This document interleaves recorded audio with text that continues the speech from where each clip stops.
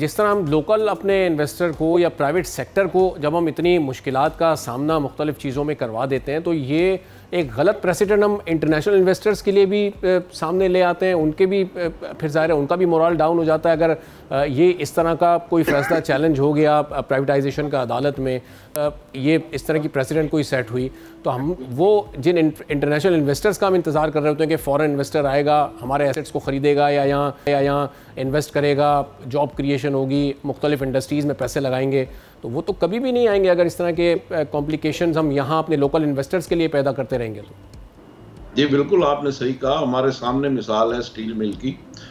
جب وہ پرائیویٹائزیشن اس کی وہاں اس وقت سپریم کورٹ نے روکی تھی تو اس کے بعد سے کوئی غالباً 300 ارب روپیہ ہم اس میں پمپ ان کر چکے ہیں اسٹیل مل میں, اور وہ وہیں کی وہیں کھڑی ہے.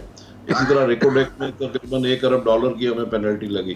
تو یہ جو چیزیں ہیں اس میں میں سمجھتا ہوں کہ سپریم کورٹ یا ہماری کورٹس جو ہیں ان کے پاس اس طرح کی نہیں ہوتی اسپیشلائزیشن تو یا ایکسپرٹائز نہیں ہوتی. تو میں سمجھتا ہوں کہ یہ ان چیزوں میں اگر انٹروین نہ کریں تو بہتر ہے. تو اس کے لیے اگین وہی بات ہے کہ جو کورٹس اسٹے آرڈرز دے دیتی ہیں تو وہ اگر کورٹ کو سن کے دیں, یعنی یک طرفہ اسٹے نہ دیں بلکہ وہ حکومت کو سنیں, ان کا ورژن لیں اور اس کے بعد کوئی ڈیسائیڈ کریں چیزیں, تو وہ زیادہ بہتر ہوگا. اور جن چیزوں میں ان کی ایکسپرٹائز نہیں ہے یا تو اس کی ایکسپرٹائز کو ایکوائر کریں یا پھر ان چیزوں میں انٹروین نہ کریں, تو آئی تھنک یہ زیادہ بہتر ہوگا. بہرحال اس کے لیے کوئی رولز بنانے کی ضرورت ہے اور وہ پھر نیشنل اسمبلی بھی بنا سکتی ہے اور عدالتیں جو ہیں وہ اپنے طور پہ بھی وہ رولز بنا سکتی ہیں.